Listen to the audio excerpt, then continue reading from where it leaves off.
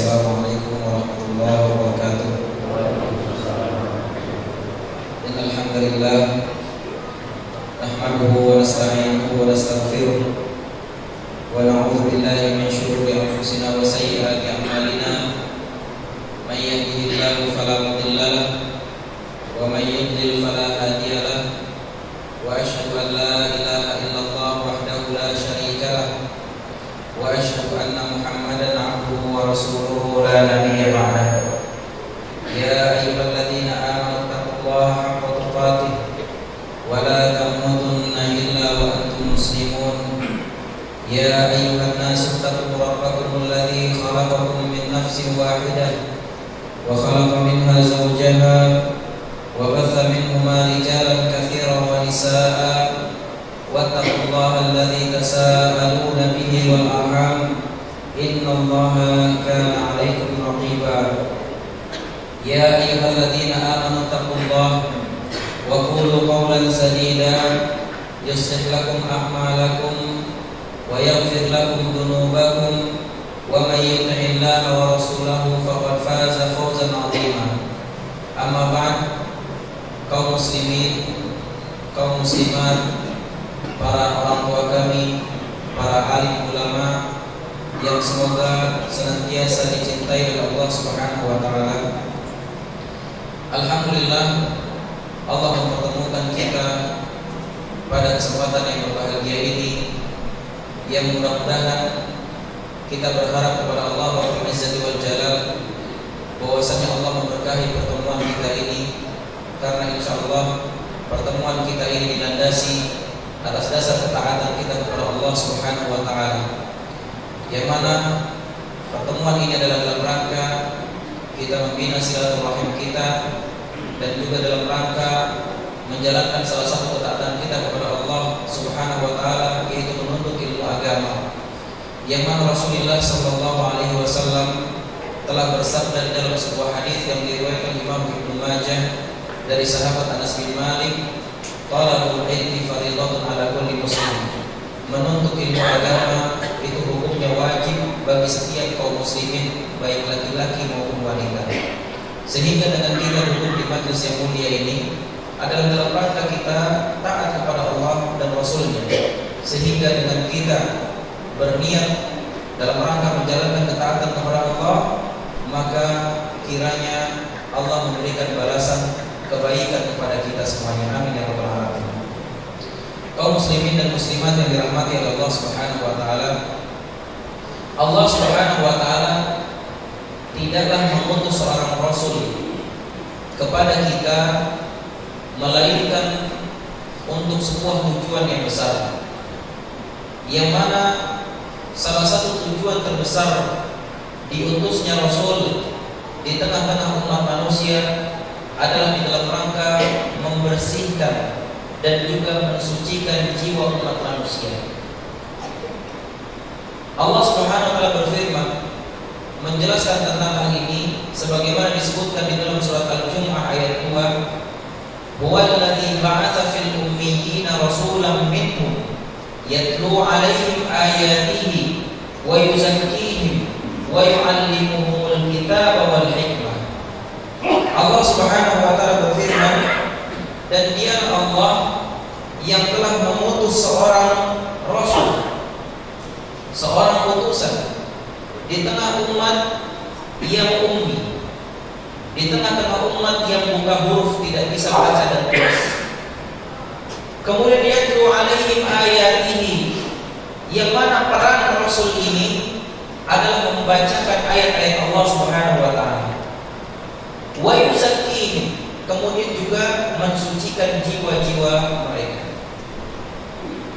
Ini dia yang harus digarisbawahi, bahwasanya Allah menyebutkan salah satu tujuan kenapa Allah mengutus seorang rasul adalah dalam rangka mensucikan jiwa umat manusia. Sehingga ini merupakan perkara yang sangat besar, yang mana kita tidak bisa meremehkan perkara ini. Mensucikan jiwa kita dari apa? Mensucikan jiwa kita dari noda-noda kesyirikan. Mensucikan jiwa kita dari amalan-amalan yang tidak pernah disyariatkan oleh Nabi kita yang mulia Muhammad sallallahu alaihi wasallam. juga mensucikan jiwa kita dari sifat-sifat buruk, dari akhlak-akhlak tercela, kesombongan, iri, hasad, dengki, dan juga kemusuhan. Ini yang perlu kita bersihkan. Sehingga maka dari itu Allah menurunkan seorang Rasul, dan Allah menurunkan wahyu, dan juga Rasul menyampaikan apa yang diwahyukan oleh Allah kepadanya dan disampaikan kepada umat manusia. Dan karena begitu besarnya urusan atau perkara mensucikan jiwa ini, sampai-sampai Allah Subhanahu wa taala itu bersumpah 11 kali dengan makhluk. Allah ingin menunjukkan betapa pentingnya perkara mensucikan jiwa. Sebagaimana disebutkan di dalam surat Asy-Syams, insyaallah sebagian besar kita hafal surat Asy-Syams. Allah berfirman, "Wasy-syamsi wa duhaha, wal qamari idza talaha, wan nahari idza jallaha, wal laili idza yaghshaha, was samaa'i wa ma banaha, wal ardi wa ma tahaha, wa nafsin wa ma sawwaha, fa alhamaha fujuraha wa taqwaha, qad aflaha man zakkaha, wa qad khaba man dassaha." Allah Subhanahu wa taala berfirman, dan Allah bersumpah sampai 11 kali. Maka sama-sama bisa kita sambil menghitung tentang sumpah-sumpah Allah itu sebelum Allah menjelaskan perkara mensucikan jiwa. Allah berfirman wasyamsi. Ini adalah sumpah yang pertama, yang artinya demi matahari.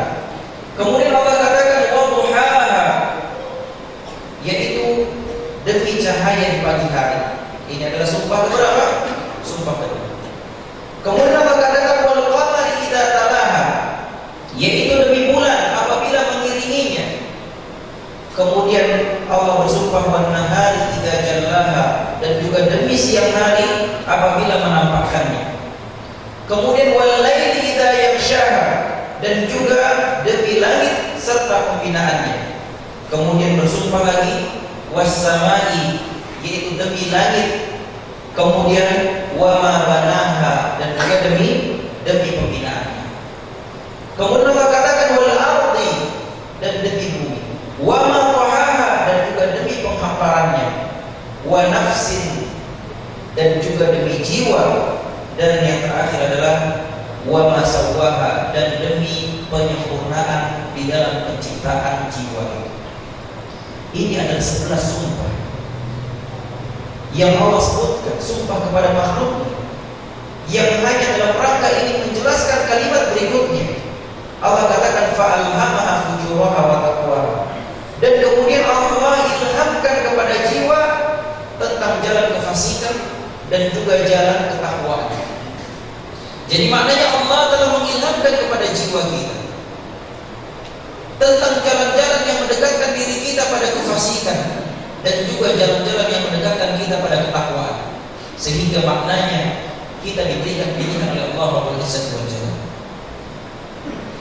Diberikan pilihan.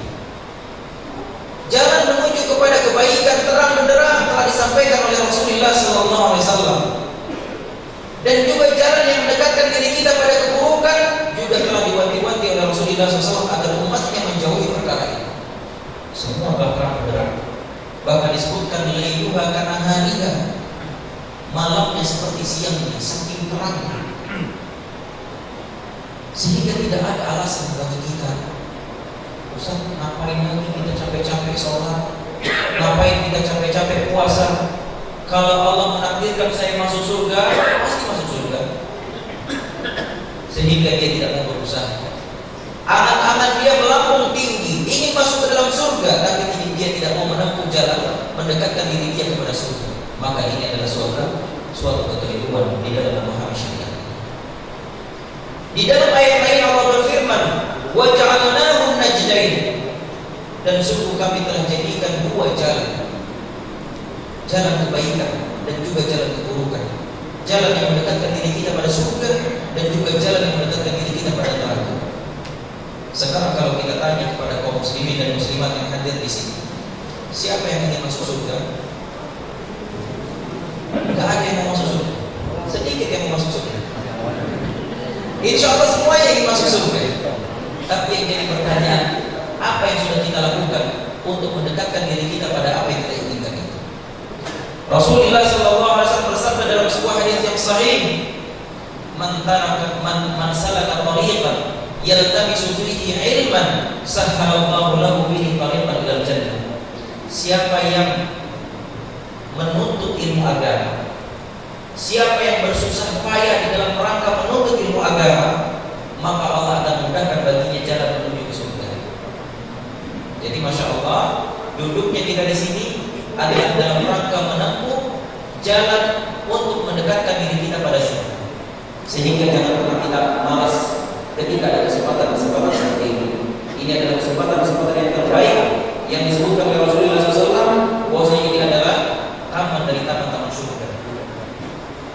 Sehingga inilah dia kaum muslimin, kaum muslimat yang dirahmati Allah Subhanahu wa taala, yang mana Allah telah menjelaskan kepada kita bahwasanya Allah telah menciptakan, telah menjadikan dua jalan bagi kita, jalan menuju pada kebaikan dan juga jalan menuju keburukan, sehingga kita diberikan pilihan. Silakan.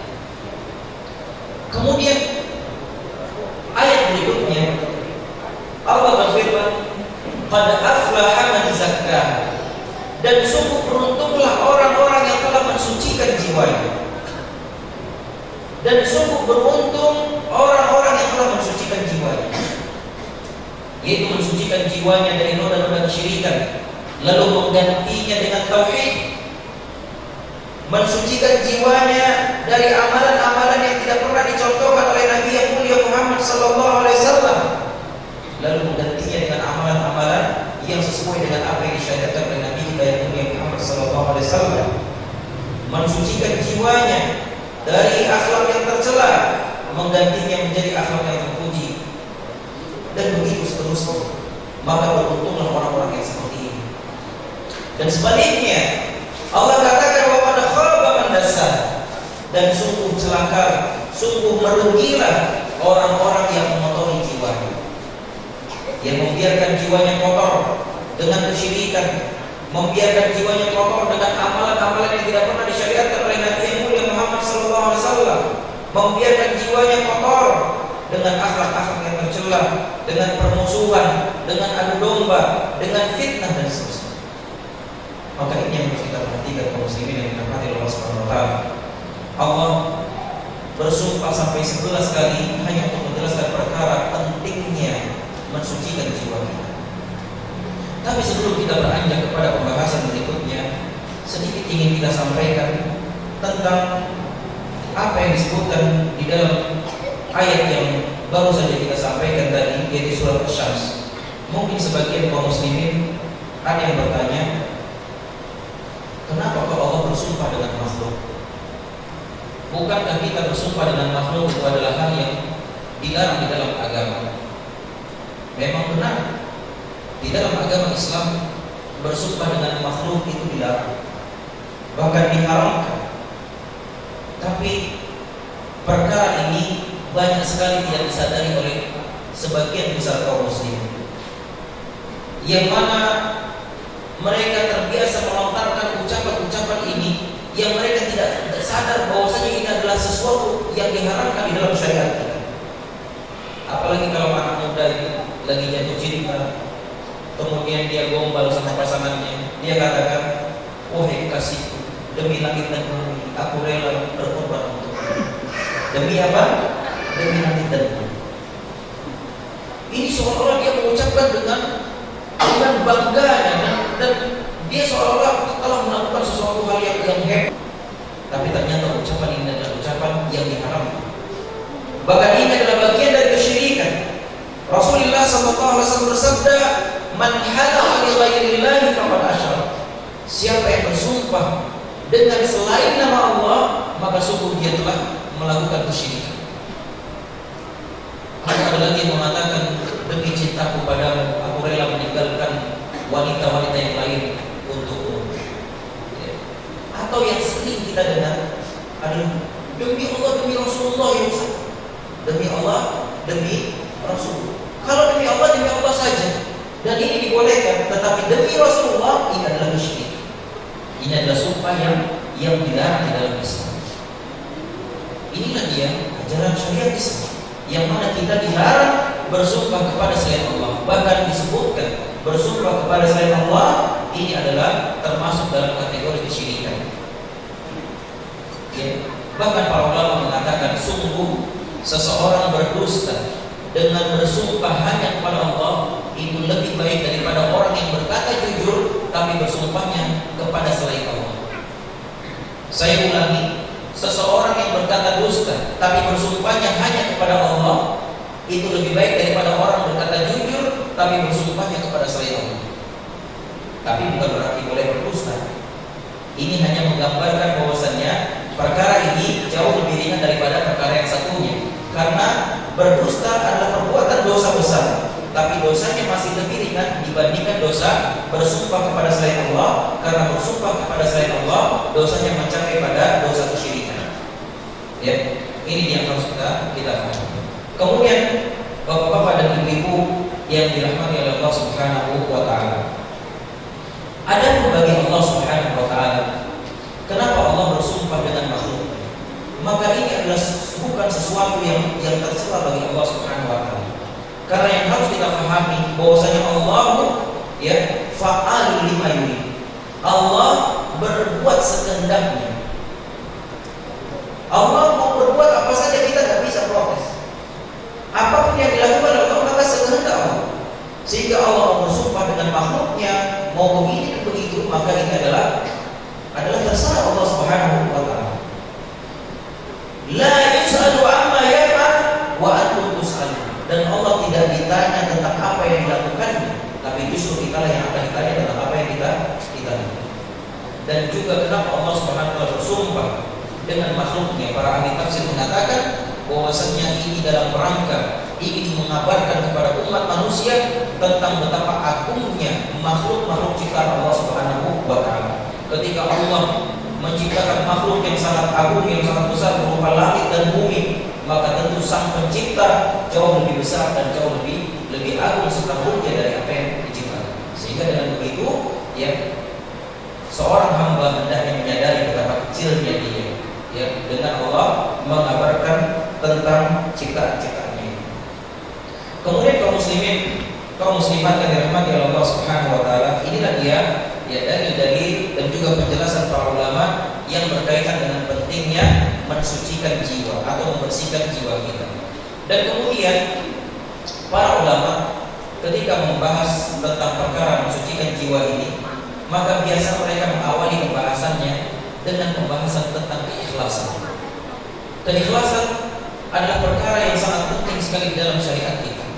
Dan bahkan keikhlasan adalah sesuatu yang dapat menjamin sah atau tidaknya ibadah seseorang, diterima atau tidaknya ibadah seseorang oleh Allah Subhanahu wa taala, maka dia tergantung kepada ikhlas atau tidaknya amalan yang dilakukan.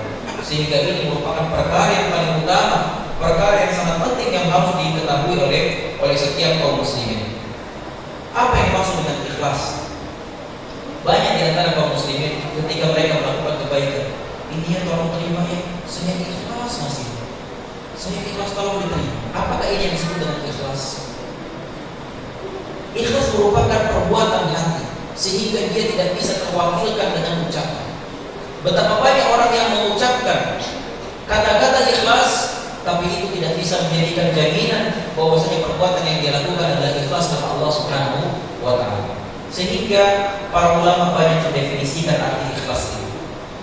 Ikhlas adalah, sebagian ulama mengatakan, yaitu mengosongkan hati kita di dalam berniat, ya, di dalam melakukan satu amal ibadah, mengosongkan hatinya dari niatan-niatan selain untuk Allah Subhanahu wa taala. Inilah dia yang disebut dengan keikhlasan. Jadi maknanya kita tidaklah melakukan ibadah kecuali untuk Allah. Tujuan utama kita di dalam melakukan amal ibadah adalah karena Allah Subhanahu wa taala, bukan karena sesuatu yang sifatnya dunia.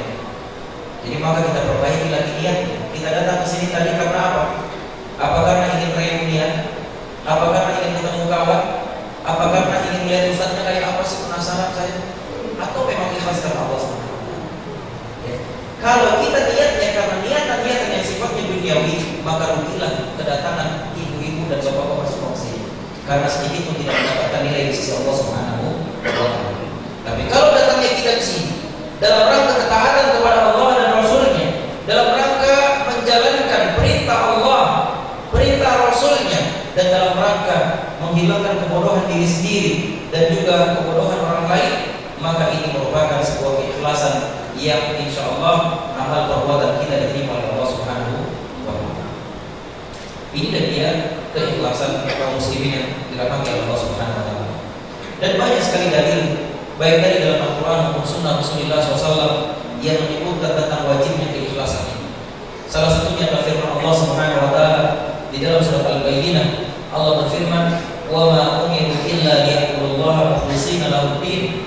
Dan tidaklah aku perintahkan kalian untuk beribadah kecuali ikhlas karena Allah Subhanahu wa Ta'ala. Sehingga ikhlas merupakan syarat utama ya di dalam seseorang untuk melakukan ibadah. Sehingga para ulama menyimpulkan bahwasanya seseorang di dalam melakukan ibadah, maka ibadahnya tidak akan diterima kecuali jika terkumpul dua persyaratan. Persyaratan yang pertama adalah ikhlas karena Allah Subhanahu wa Ta'ala, dan persyaratan yang kedua adalah mengikuti petunjuknya Rasulullah SAW. Dan dua-duanya harus terpenuhi. Maka pertanyaan ini harus menyertai setiap amal ibadah yang ingin kita lakukan. Ketika kita ingin sholat, bertanyalah dalam hati kita, apakah sholat yang ingin kita lakukan ini dilandasi atas dasar ikhlas karena Allah? Dan dilanjutkan pertanyaan kedua, apakah sholat yang akan saya lakukan ini adalah sholat seperti yang diajarkan oleh Rasulullah SAW? Ketika salah satu jawaban dari kedua pertanyaan ini jawabannya tidak, maka perbaiki, penuhi dulu. Karena apa konsekuensinya? Kalau salah satunya tidak terpenuhi, maka amalan apapun yang kita lakukan itu tidak diterima oleh Allah Subhanahu wa Ta'ala. Ikhlas dan mengikuti petunjuk Rasulullah SAW. Di dalam syarat yang kedua, mengikuti petunjuk Rasulullah SAW, banyak sekali dalil yang menjelaskan tentang hal ini. Salah satunya adalah firman Allah Subhanahu wa Ta'ala, "Laqad kana lakum fi Rasulillahi uswatun hasanah." Sungguh telah ada contoh yang baik, Rasul tauladan yang baik dari Rasul yang harus kita ikuti. Ini juga perintah mengikuti Rasul. Kemudian Allah berfirman, "Wa ma atakumur rasulu fakhudhuhu wa ma nahakum anhu fantahu." Apa-apa yang Rasul perintah maka ikuti, apa-apa yang dilarang maka tinggalkan. Ini juga adalah perintah untuk mengikuti Rasul.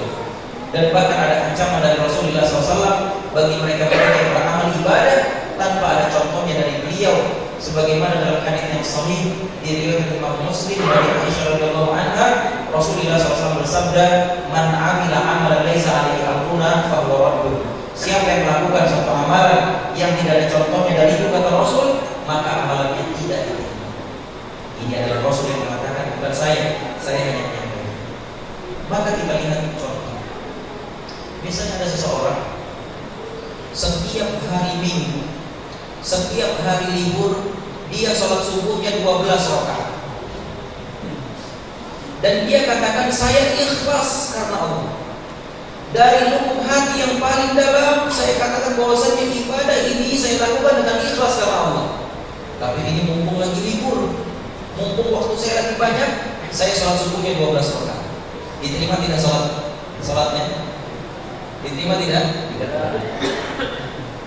Kalau dia mengatakan, antum ini tidak kreatif, masa dari dulu sholat subuh 2 rakaat? Tidak kreatif. Gimana kalau kita bikin 12 rakaat setiap hari Minggu, atau setiap akhir pekan, atau setiap akhir bulan? Kita buat sholat subuhnya 12 rakaat dengan ditambah cara ini, cara itu, dan seterusnya, agar lebih kreatif kita berinovasi dan seterusnya. Dan dia katakan saya ikhlas. Diterima tidak sholatnya? Tidak. Kenapa? Karena sholat yang dia lakukan tidak sesuai dengan petunjuk Rasulullah SAW. Rasul memberikan petunjuk kepada kita sholat subuh berapa rakaat? Berapa? 2 rakaat. Masih 2 rakaat. Iya, masih 2 rakaat. Sampai hari kiamat tetap 2 rakaat. Karena apa? Yang namanya ajaran Islam itu berbeda dengan ajaran agama lain. Seperti misalnya kita lihat di dalam ajaran Nasrani, di dalam setiap tahunnya mereka mengadakan revisi terhadap kitab suci Injil. Islam tak bisa seperti itu. Allah dengan jelas mengatakan dalam surat Al-Maidah, "Al-yawma akmaltu lakum dinakum wa atmamtu 'alaikum ni'mati wa raditu lakum al-Islam dinan."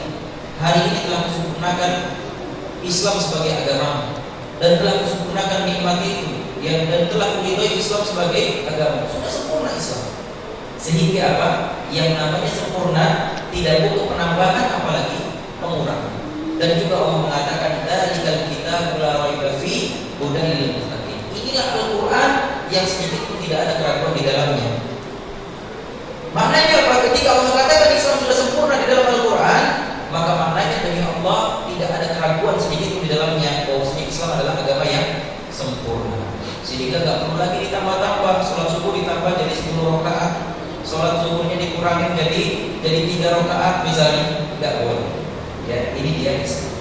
Atau misalnya ada orang mengatakan saya sholatnya persis seperti yang diajarkan oleh Rasul, dari mulai takbir sampai salam persis seperti sholatnya Rasulullah Sallallahu Alaihi Wasallam. Tapi dia ketika sholatnya ya hanya ketika di tengah keramaian. Ketika ada calon mertuanya dia baru sholat. Ketika calon mertuanya sudah pergi dia berhenti sholat. Kira-kira diterima tidak sholatnya? Tidak diterima. Karena apa? Karena dia tidak ikhlas. Dia tidak ikhlas. Sehingga dua persyaratan ini harus dipenuhi. Ikhlas dan juga mengikuti petunjuk Rasulullah Sallallahu Alaihi Wasallam. Sudah masuk konklusi? Belum. Ya, kita lanjut. Ya. Kemudian bapak-bapak dan ibu yang dirahmati oleh Allah Subhanahu Wa Taala, ini adalah perkara yang sangat sensitif sekali masalah ikhlas. Karena jangan sampai nanti ketika kita di hadapan Allah Rabbul Izzati wal Jalal pada hari kiamat nanti, maka Allah akan menjadikan amalan-amalan kita faja'alnahu haba'an mansura. Maka kami akan menjadikan amalan-amalan itu seperti debu yang berterbangan.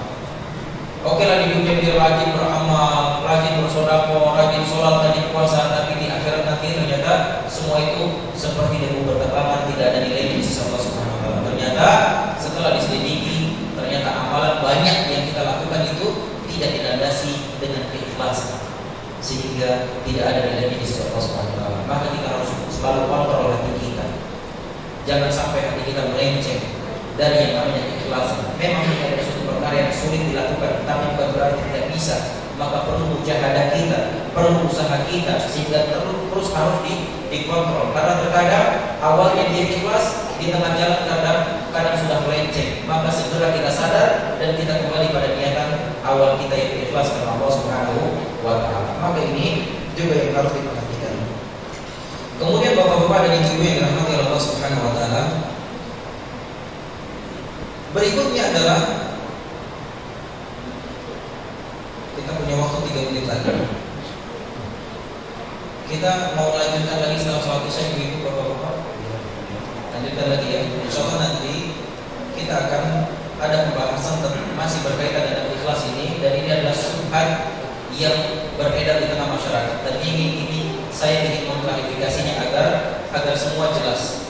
Bahwasanya beredar di masyarakat, ada yang mengatakan bahwasanya kalau seandainya kita beribadah karena mengharap masuk surga, maka berarti dia tidak ikhlas. Kalau dia beribadah karena takut disiksa Allah di neraka, berarti dia sudah tidak ikhlas. Jadi harusnya bagaimana kita beribadah? Ya sudah beribadah saja. Nah, syubhat ini, ya, informasi, ya, maka akan kita bahas insyaallah setelah sholat nanti. Apakah memang perkataan ini adalah benar sesuai dengan apa yang difirmankan oleh Allah di dalam Al-Quran, dan juga apa yang disabdakan oleh Nabi kita yang mulia Muhammad SAW dalam hadis sahih beliau, atau tidak? Maka dari itu, insyaallah ini akan kita jelaskan pada setelah sholat isya nanti. Ya. Maka dari itu untuk kesempatan yang berbahagia ini, untuk sementara kita cukupkan dulu. Bagi yang belakang dulunya silahkan duduk lagi. Ya, kita tutup dengan doa kafaratul majlis. Asyhadu an la ilaha illa anta astaghfiruka wa atubu ilaik. Assalamualaikum warahmatullahi wabarakatuh. Bismillahirrahmanirrahim. Assalamualaikum warahmatullahi wabarakatuh. Innal hamdalillah wassalatu wassalamu ala Rasulillah, amma ba'd. Bapak-bapak dan ibu-ibu yang semoga senantiasa dirahmati oleh Allah Subhanahu Wa Taala, kembali kita melanjutkan pembahasan kita. Sebelum kita membahas apa yang tadi kita sebutkan tentang pemahaman yang diyakini oleh sebagian masyarakat kita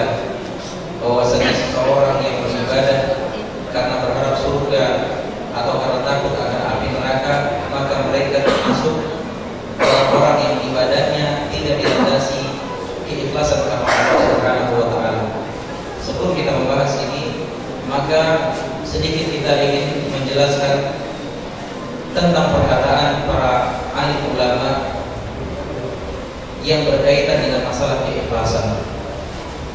Masalah keikhlasan adalah perkara yang sangat besar sekali, sehingga para ulama ini tidak luput dari pembahasan ini.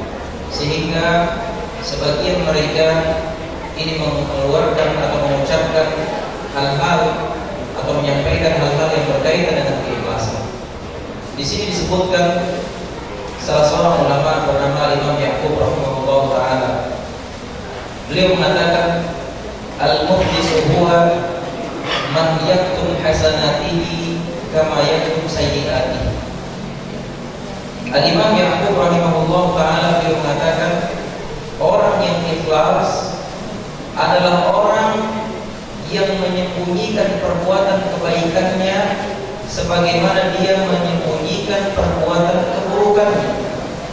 Saya ulangi, beliau mengatakan orang yang ikhlas adalah orang yang menyembunyikan kebaikannya sebagaimana halnya dia menyembunyikan keburukannya. Kaum muslimin, kaum muslimat yang dirahmati oleh Allah Subhanahu wa taala, bahwasannya siapa di antara kita yang mampu menyembunyikan kebaikannya sebagaimana halnya dia menyembunyikan keburukannya? Kita contohkan seseorang yang melakukan perbuatan keburukan, waliyadzubillah. Misalnya dia melakukan suatu perbuatan dosa yang mana ini adalah sesuatu yang sangat tercela di tengah masyarakatnya, maka sebisa mungkin dia akan menyembunyikan perbuatan itu, menyembunyikan dari pandangan manusia, menyembunyikan dari pandangan manusia, sehingga apa? Jangan sampai ada seorang pun yang mengetahui perbuatannya. Lalu kalau seandainya dibalik keadaannya, dan alangkah lebih baiknya kalau seandainya kita menyembunyikan kebaikan kita, menyembunyikan amalan-amalan kebaikan kita sebagaimana halnya kita menyembunyikan perbuatan buruk kita. Ada sebuah syair yang membuat Imam Ahmad rahimahullah menangis. Saya bacakan satu bait dari syair ini. Dikatakan bahwasanya, idza ma qala li rabbi amastahyi taqsini tuhfid damba an khalqi wa bil isyani ta'tini. Di dalam syair ini mengatakan bahwasannya, apabila kalau seandainya Tuhanmu ya berkata kepadamu, tidakkah kamu malu? Tidakkah kamu malu melakukan kemaksiatan kepadaku, dan engkau menyembunyikan kemaksiatan itu dari makhluk, sedangkan engkau tidak bisa menyembunyikannya dari. Jadi dia lebih malu kepada makhluk di dalam melakukan kemaksiatan, sehingga dia menyembunyikan dari makhluknya, dan dia sama sekali tidak malu kepada Allah Subhanahu wa taala yang dia sembunyikan. Sehingga di dalam perkara ini ya disebutkan bahwasanya orang yang ikhlas adalah yang mampu menyembunyikan kebaikannya sebagaimana halnya dia menyembunyikan keburukannya. Maka banyak sekali kisah nyata contoh tentang perkara ini. Salah satunya adalah kisah yang dialami oleh Al-Imam Abu Bakar radhiyallahu anhu. Beliau adalah salah satu khalifah Rasyidin dan manusia terbaik setelah Rasulullah sallallahu alaihi wasallam. Abu Bakar radhiyallahu anhu, antara Abu Bakar dan Umar, mereka berdua selalu berlomba-lomba dalam kebaikan. Dan Umar selalu didahului oleh Abu Bakar di dalam perkara-perkara kebaikan, sehingga ini menjadi sesuatu apa mereka saling bersaing dalam masalah ini, saling bersaing dalam hal positif. Sehingga suatu ketika setiap selesai sholat subuh, Umar mendapati Abu Bakar selalu pergi menjauhi masjid dan bahkan keluar dari kota, keluar dari perkampungan. Setiap selesai subuh, maka Abu Bakar menyendiri pergi tanpa ada yang mengetahui kemana gerakan Abu Bakar pergi. Sehingga suatu ketika Umar bin Khattab radhiyallahu anhu merasa penasaran, amalan apa rupanya yang dilakukan oleh Abu Bakar radhiyallahu anhu tiba-tiba selesai sholat subuh pergi begitu saja tanpa diketahui siapa. Dan Umar ingin menandingi, ingin agar apapun kebaikan yang dilakukan oleh Abu Bakar, Umar ingin selalu lebih baik dari itu. Sehingga suatu ketika Abu Bakar radhiyallahu anhu keluar dari masjid selesai sholat subuh, seperti biasanya dia pergi ke suatu perkampungan, lalu diikuti oleh Umar bin Khattab radhiyallahu anhu. Setelah diikuti dan dari kejauhan dilihatnya Abu Bakar radhiyallahu anhu masuk ke dalam sebuah rumah kecil, rumah yang sangat mewah. Lalu setelah beberapa lama Abu Bakar berada di dalam rumah ini, kemudian dia pun pergi. Dan begitu setiap hari dilakukan oleh Abu Bakar. Suatu ketika Umar pun penasaran dan dia pun akhirnya masuk ke dalam rumah ini setelah keluarnya Abu Bakar radhiyallahu anhu. Ketika Umar masuk ke dalam rumah ini, didapati ada seorang wanita yang sudah tua renta, dan bahkan seorang wanita ini adalah seorang yang buta dan sudah tidak bisa melakukan apa-apa. Lalu ditanya oleh Umar bin Khattab radhiyallahu anhu, "Wahai ibu, barusan ada orang yang datang ke sini. Apa yang dia lakukan di sini dan siapa orang ini?" Jadi Umar bin Khattab bertanya kepada penghuni rumah yang kecil ini. Kemudian ibu ini mengatakan bahwasanya dia adalah pembantuku yang setiap hari dia datang untuk mengurusi segala keperluanku dan memenuhi segala kebutuhanku tanpa berkata sepatah kata pun. Setelah selesai maka dia pun pergi tanpa dibayar, dan dialah pembantu. Sehingga mendengar itu Umar bin Khattab pun berlinang air mata. Masya Allah, seorang Abu Bakar radhiyallahu anhu, seorang khalifah, menjadi pembantu di rumah seorang janda yang miskin dan buta, tanpa diketahui bahwasanya ini adalah seorang khalifah yang selama ini membantu dan memenuhi keperluan di rumah wanita. Lihat kaum muslimin, kaum muslimat yang dirahmati oleh Allah Subhanahu wa taala, tentang bagaimana keikhlasan. Sehingga wajarlah ketika Allah Subhanahu wa taala katakan la nuridu minkum jazaa'a wa la syukur. Di dalam beramal, di dalam melakukan kebaikan, maka la nuridu minkum jazaa'a wa la syukur. Kami tidak berharap balasan dan juga tidak berharap ucapan terima kasih. Dengan kita beramal secara sembunyi-sembunyi, maka kita amal dari keinginan dibalas dan juga terima kasih. Kemudian juga dalam kisah lainnya, seperti disebutkan pada satu kisah, salah seorang cucunya Ali bin Abi Thalib radhiyallahu anhu yang dikenal dengan nama Zainal Abidin rahimahullah taala, yang mana pada saat itu di Madinah setiap harinya, setiap pagi ketika orang-orang miskin membuka pintu rumahnya, maka mereka mendapati makanan di depan pintu rumah mereka setiap pagi. Dan selama itu pula tidak ada seorang pun di antara mereka yang tahu siapa yang meletakkan makanan ini. Tidak ada yang tahu.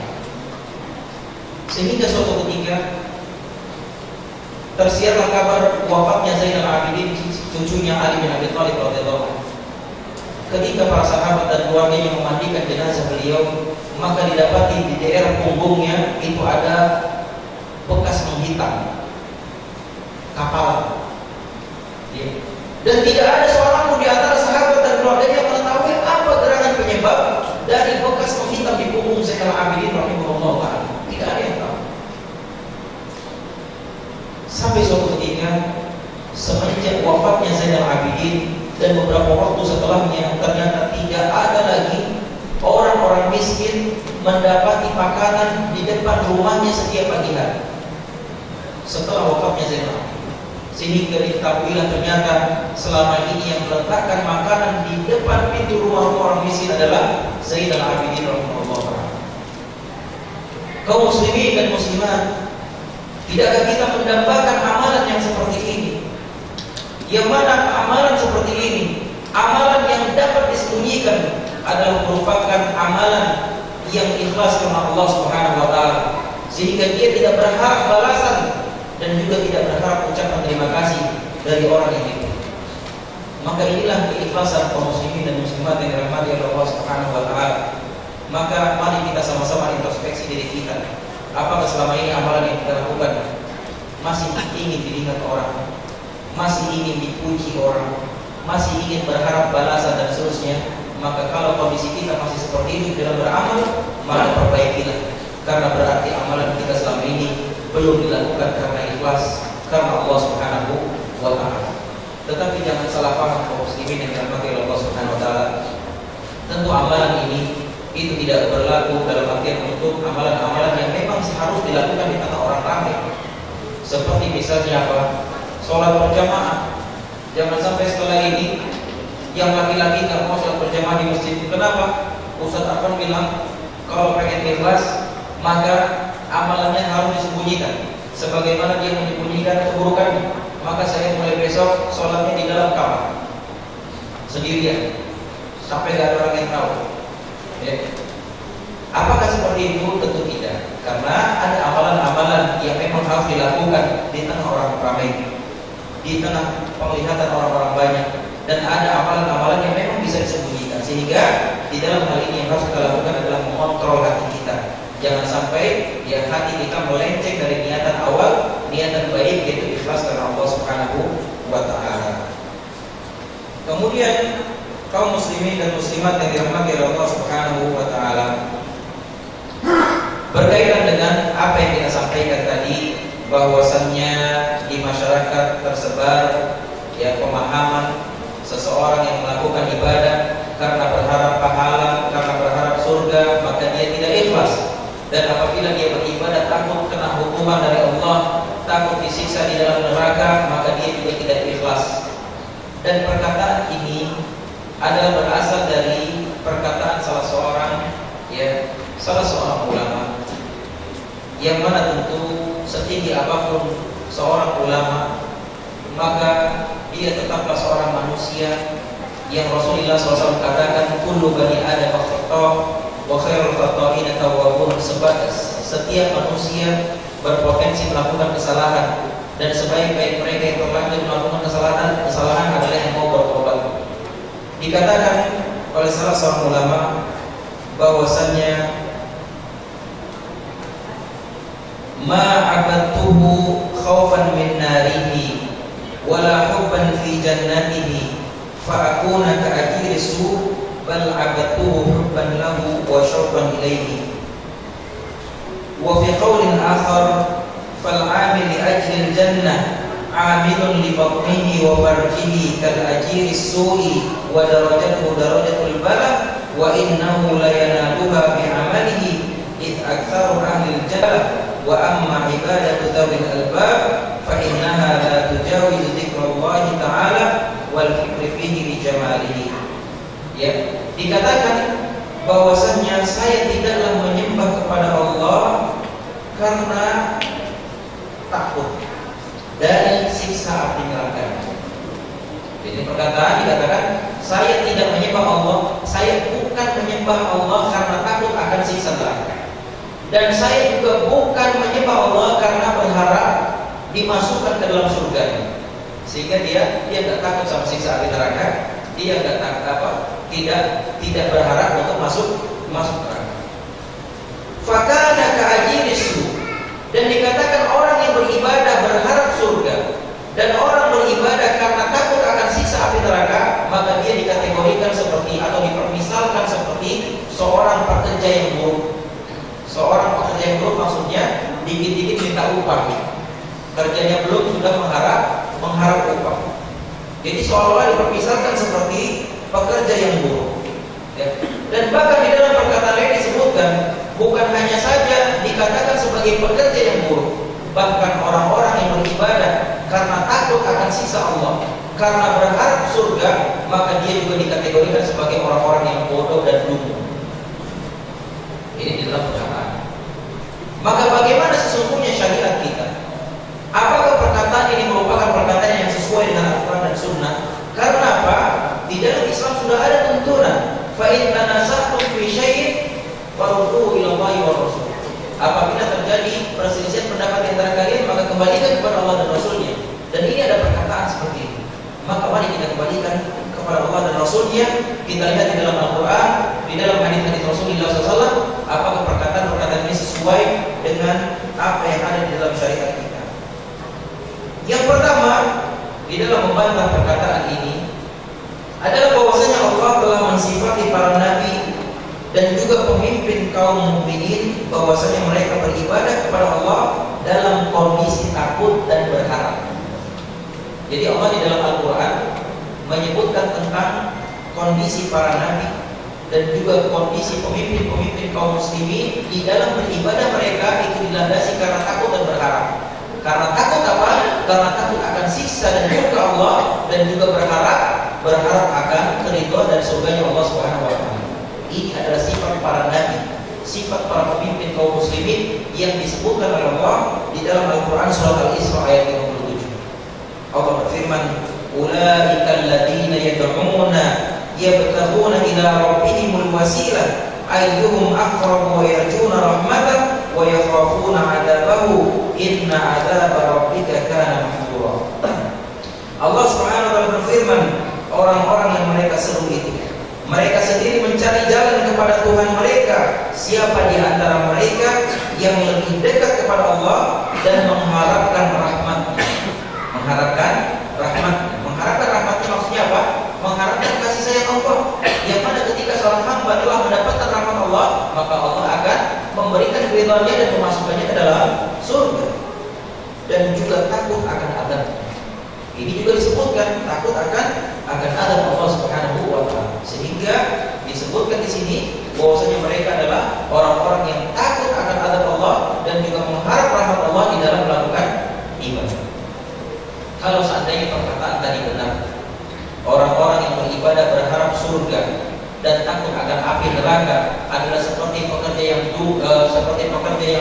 yang jelek, yang buruk, atau bahkan seperti orang yang dungu, apakah mungkin label ini kita sandarkan kepada para nabi yang mana Allah telah menyifati mereka bahwasanya mereka beribadahnya karena takut dan berharap pahala dan surganya Allah Subhanahu wa taala, ya.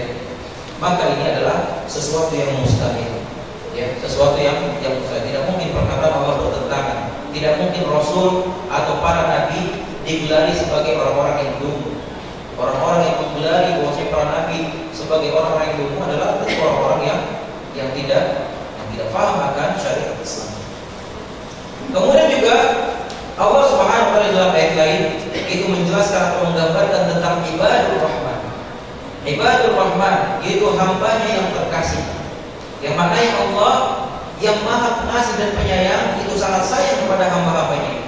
Dan Allah menyifati hamba-hamba yang tersayang ini adalah mereka di dalam beribadah itu senantiasa takut akan azab Allah Subhanahu wa taala. Sebagaimana disebutkan di dalam surat Al-Furqan ayat 65, Allah berfirman, "Walladzina yaquluna rabbana isrif 'anna 'adzaba jahannam inna 'adzabaha kana gharama."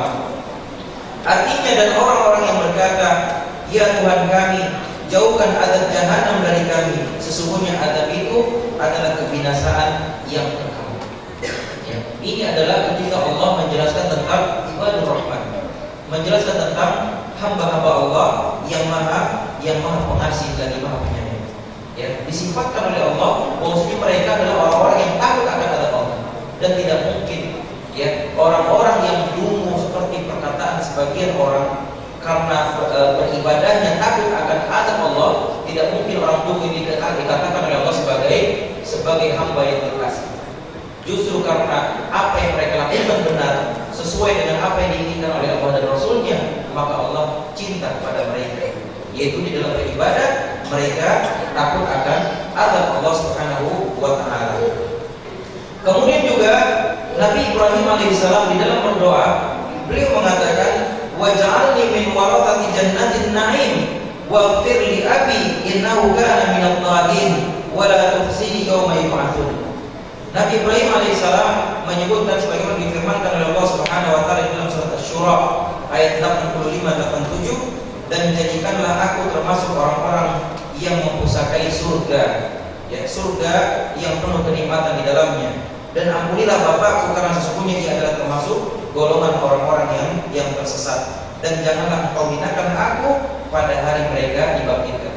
Bahkan Nabi Ibrahim alaihissalam di dalam beribadahnya, yang berdoa adalah beribadah yang mana beliau berharap agar dimasukkan ke dalam surga. Yang mana ini tentu adalah tidak mungkin kita katakan Nabi Ibrahim adalah seorang yang dulu hanya gara-gara ibadahnya berharap surga.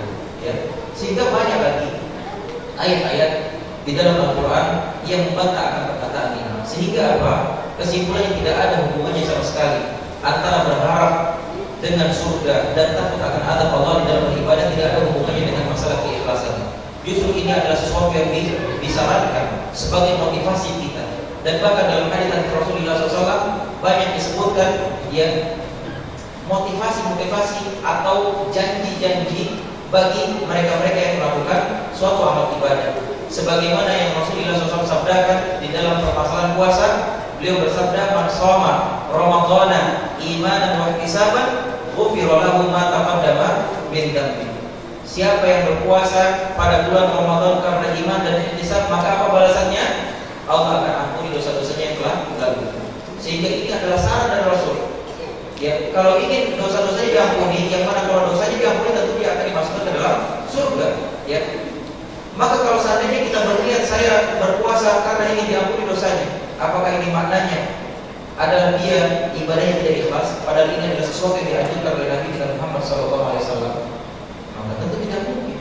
Ya, sehingga ini tidak sedikit pun mempengaruhi keikhlasan seseorang. Sehingga terbantahlah perkataan yang di atas tadi yang kita sebutkan, bahwasanya orang yang beribadah berharap surga atau takut akan neraka itu menandakan ibadahnya tidak ikhlas. Ini tidak ada hubungannya sama sekali. Jadi kesimpulannya, ya beribadahlah kita ikhlas karena Allah Subhanahu wa taala dengan mengharapkan pahala dari sisi Allah Subhanahu wa taala tanpa keriduan dan juga surganya Allah Rabbul Izzati wal Jalal. Ya. Inilah dia Bapak-bapak dan Ibu-ibu yang dirahmati oleh Allah Subhanahu wa taala. Pembahasannya saya persingkat karena banyak sekali dalil-dalil yang menjelaskan tentang hal ini, tapi paling tidak dalil-dalil ayat-ayat hadis-hadis yang kita sebutkan tadi sudah cukup bagi kita yang untuk kita paham bahwasannya perkataan-perkataan atau syubhat-syubhat dan pemahaman-pemahaman yang tersebar di masyarakat kita tentang orang yang beribadah karena surga itu adalah tidak ikhlas, maka semuanya terbantahkan berdasarkan ayat-ayat Allah dan juga hadis-hadis Rasulullah sallallahu alaihi wasallam yang sahih. Allahu a'lam bishawab. Jadi inilah dia Bapak-bapak dan Ibu-ibu yang dirahmati Allah Subhanahu wa taala, penyampaian kita pada kesempatan yang berbahagia ini. Dan kita masih ada waktu insyaallah kalau memang diizinkan untuk kita bertanya jawab. Ya, silakan. Bisa lewat tulisan atau secara langsung. Silakan Bapak.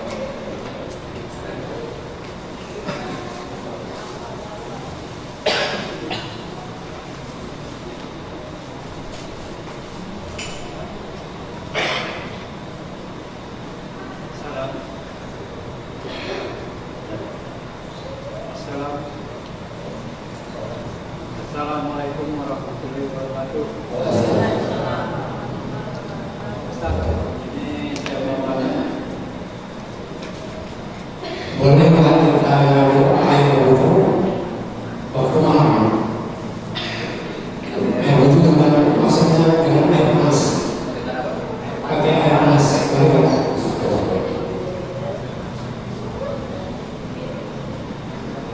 Itu aja Pak. Ya, ini ada pertanyaan, bolehkah kita berwudu dengan menggunakan air panas? Ya, disebutkan dalam hadis dari Aisyah radhiyallahu anha tentang makruhnya hukum berwudu dengan menggunakan air panas. Ya, makruh hukumnya berwudu dengan menggunakan air panas, dan makruh di sini apabila memang dia membahayakan kulitnya. Ya, makruh di sini apabila dia mengharamkan kulitnya. Tetapi kalau sudah membahayakan kulitnya, ya, karena kalau seandainya ada sebagian ketika dia berwudu dengan air panas, maksudnya yang tertimur matahari, terkadang bisa merusak kulit seseorang. Tetapi kalau seandainya dia berwudunya dengan air panas karena kebutuhan, seperti misalnya dalam rangka cuaca dingin, misalnya, dan dia tidak sanggup menggunakan air dingin, ya, daripada dia tayamum maka dia menggunakan air yang panas atau yang hangat, maka ini Allah alam ini dibolehkan dan ini bukan hukumnya. Tetapi yang hukumnya makruh adalah ketika dia berwudu dengan air panas yang membahayakan diri, baik itu akan merusak kulitnya karena timbul penyakit, atau dia terlalu panas yang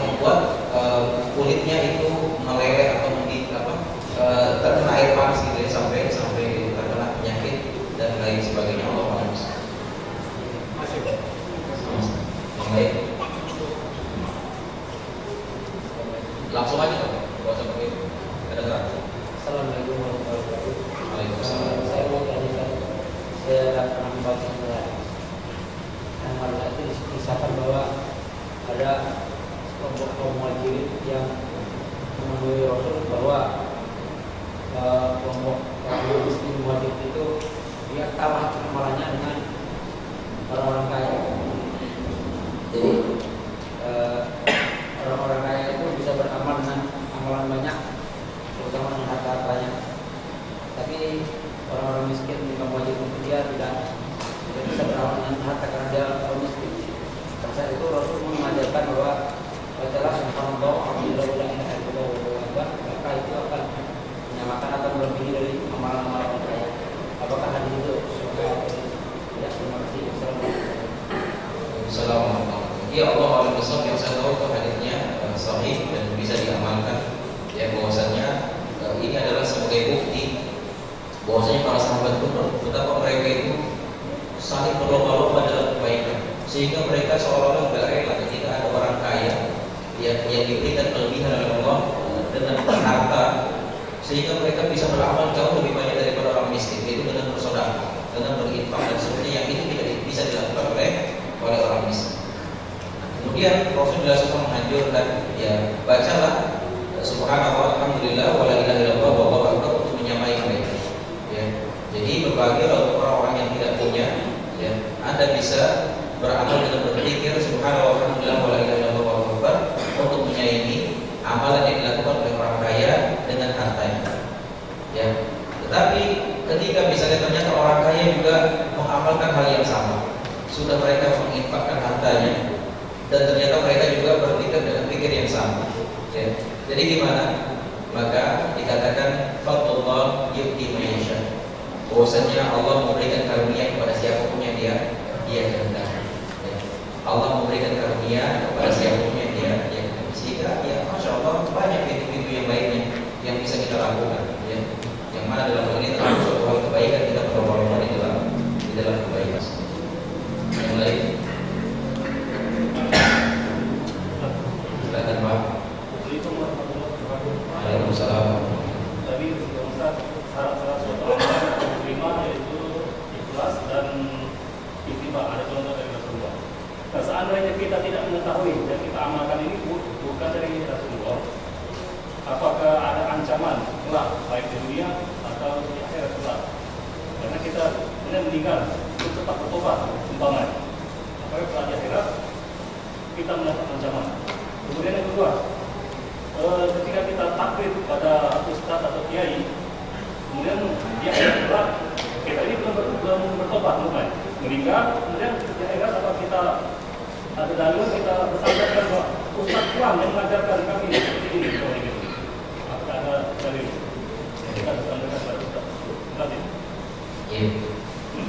Yang pertama, ketika seseorang tidak mengetahui dan dia melakukan perkara-perkara yang tidak pernah dicontohkan oleh Rasulullah SAW, maka kalau memang dia kondisinya seperti yang ditanyakan, dia tidak tahu, ya, bukan tidak mau tahu, dia tidak tahu, sama sekali tidak tahu, maka insya Allah Allah akan mengangkat pena. Dalam arti Allah tidak akan menghukum kepada orang yang tidak tahu. Ya. Rabbana la tu'akhidna in nasina aw akhtana. Ya Allah, janganlah Engkau kami ketika kami lupa atau keliru karena memang tidak tahu. Ya, sehingga ini adalah sesuatu yang mahdur, sesuatu yang dimaafkan. Ya. Tetapi tentu harus dibedakan antara orang yang tidak tahu dengan orang yang tidak mau tahu. Sehingga ada perkataan awas, nggak perlu kita nyari tahu. Nanti kalau sudah tahu maka akan tambah berat bebannya. Ya. Nah ini yang keliru. Ya.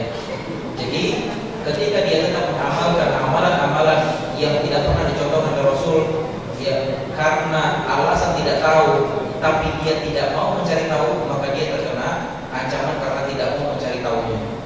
Ya. Dia akan mendapatkan dosa karena tidak mau mencari tahunya.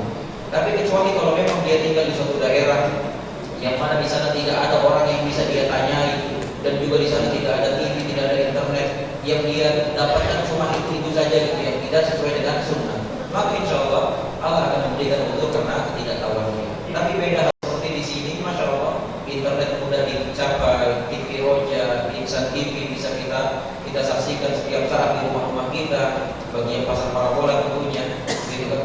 Jadi sudah tidak ada alasan lagi kita untuk tidak tahu. Dalam artian tentu dituntut bagi kita untuk mencari tahu. Ya, Allah paham. Kemudian yang berikutnya adalah bagaimana kalau seandainya seorang muqallid. Ya, seorang muqallid itu seorang yang fanatik. Yang muqallid itu taklid, itu artinya orang yang fanatik. Orang fanatik kepada salah seorang ustaz atau salah seorang ulama. Maka di dalam syariat Islam yang namanya fanatik, apalagi fanatik buta, adalah sesuatu yang terlarang dan sesuatu yang tercela. Yang dianjurkan adalah muttabi'. Muttabi adalah orang yang mengikuti. Orang yang mengikuti dengan orang yang fanatik itu berbeda, beda-beda tipis. Tapi berbahaya akibatnya kalau seandainya kita tidak paham. Orang yang taklid atau fanatik, dia mengikuti apapun yang diikuti.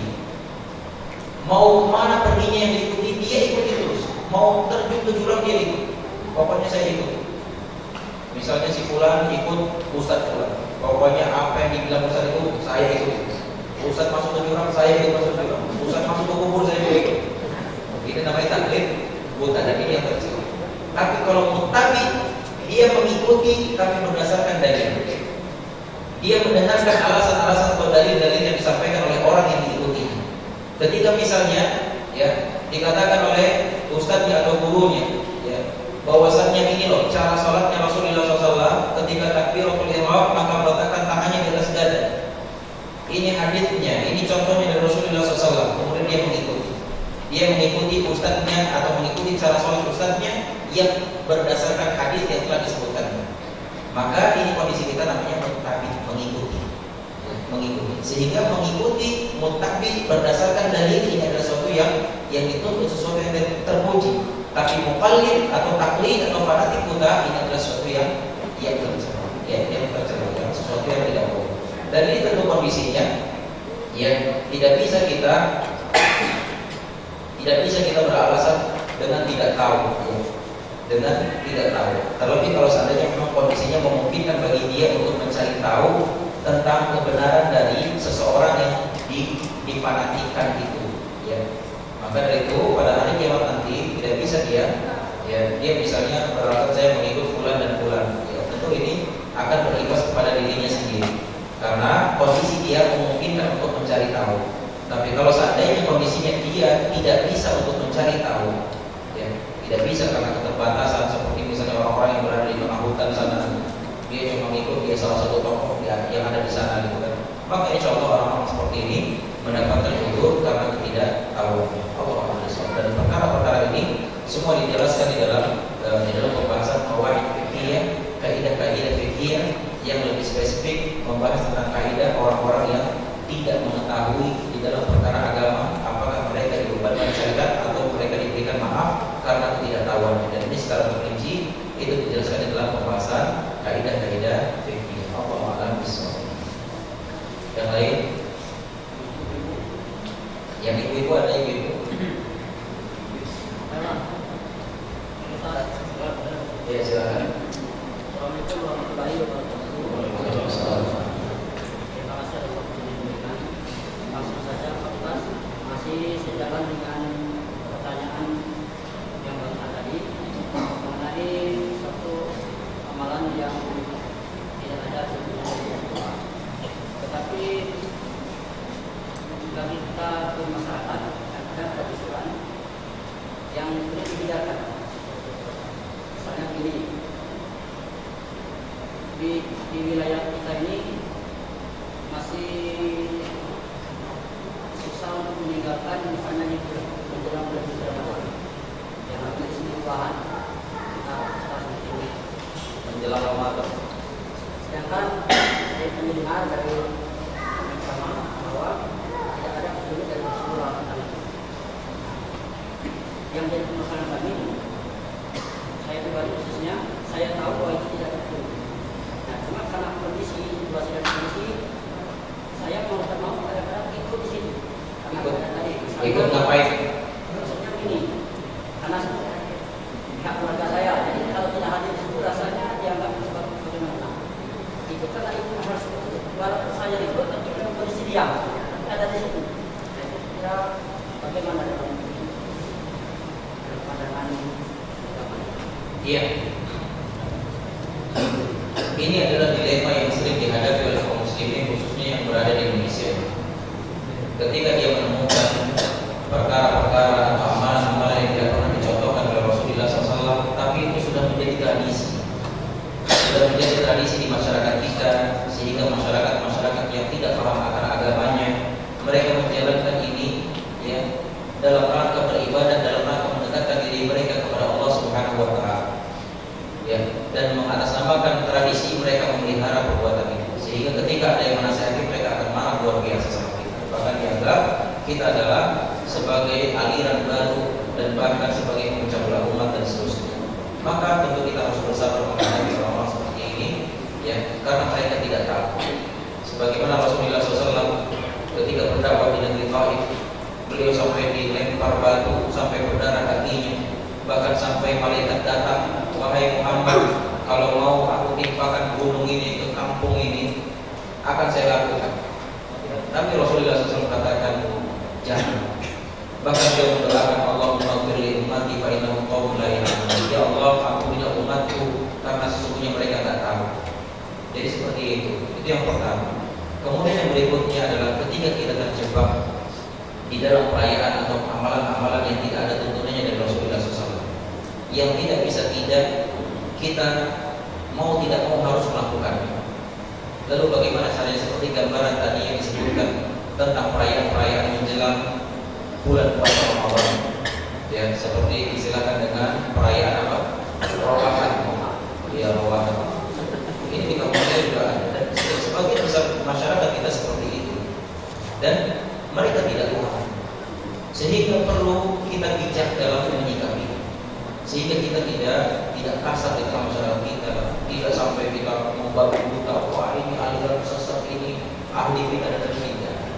Tetap kita berlaku baik kepada mereka, kita nasihati mereka dengan cara yang baik. Kemudian kalau memang kita dikondisikan dalam kondisi seperti itu, ya, di dalam kaidah fikih disebutkan bahwasanya apabila kita menemukan dua mudarat yang mana tidak bisa tidak, kita wajib atau harus melewati salah satu dari kedua mudarat ini, maka dikatakan dalam kaidah ini, maka pilihlah mudarat yang lebih kecil. Sehingga apa? Ketika kita diharuskan untuk menghadiri acara yang tidak ada tuntunannya, ya, misalnya mertua kita yang mengadakan atau orang tua kita karena memang belum paham gitu kan, dan kita diharuskan untuk hadir, bahkan diharuskan untuk membantu, ya, maka lihatlah di antara dua mudarat ini. Dengan kita menghadiri mudarat tidak mudarat karena menghadiri acara-acara amalan-amalan yang tidak pernah dicontohkan oleh Rasul adalah perbuatan dosa mudarat. Tetapi kalau misalnya kita tidak hadir, misalnya mertua kita akan menarik anaknya, kamu cerai dari anak saya, misalnya, ini kan mudarat juga kan? Mudarat juga, lebih besar bahkan mudarat. Atau misalnya orang tua kita bakal tidak mengakui kita sebagai anak, putus hubungan orang tua, misalnya. Atau mudarat-mudarat yang lainnya, maka kita melihat mana mudarat yang lebih besar. Kalau seandainya dengan kita tidak hadir, maka akan putus silaturahmi kita dengan orang tua kita, maka silakan hadir, tapi dengan mengingkari di dalam hati. Karena dalam hadis Rasulullah SAW katakan, man ra'a minkum munkaran falyughayyirhu bi yadihi, wa illam yastati fa bi lisanihi, wa illam yastati fa bi qalbihi, wa huwa adhaful iman. Siapa yang melihat kemungkaran, melakukan amalan yang tidak ada contohnya dari Rasul, ini adalah kemungkaran. Siapa yang melihat kemungkaran, maka rubahlah itu dengan tangannya atau dengan kekuatannya. Punya kekuatan tidak kita? Enggak bisa. Enggak punya kekuatan. Maka falyughayyirhu bilisani, maka rubahlah dengan lisannya. Dengan lisan juga enggak bisa. Baru satu kata ngomong, mertua udah langsung 10 kata keluar. Gitu kan? Enggak bisa juga. Akhirnya mau tidak mau kita ingkari dengan hati kita, dan ini adalah selemah-lemahnya iman. Silakan kita hadir dengan kita mengingkari dari dalam hati kita, ya, dan ini adalah dalam rangka memilih mudarat yang lebih kecil. Dan juga dengan hadirnya kita bisa kita siasati. Misalnya pas acara mau selesai baru kita datang, atau misalnya sebelum mulai acara kita datang, nanti habis itu kita hilang kemana gitu. Atau kalau memang kita sudah terkondisikan harus di sana, ya sudah. Ketika ritualnya berjalan, Kita bisa sibuk misalnya sibuk nyuci piring di dapur paling belakang gitu bisa. Atau yang laki-laki sibuk nyari kayu bakar ke hutan gitu misalnya. Ya pokoknya disiasati agar jangan sampai kita terlalu banyak berkecimpung di sana. Tapi kalau memang sama sekali tidak bisa, ya sudah kita hadir dan ini adalah dalam rangka memilih mudarat yang lebih kecil dan tetap mengingkari di dalam hati. Allah Akbar. Jadi tetap harus hikmah ya, harus hikmah. Jangan sampai kita kasar, jangan sampai kita mengeluarkan kata-kata yang tidak patut kepada Rasulullah hanya gara-gara itu. Allah Akbar. Silakan. Waalaikumsalam.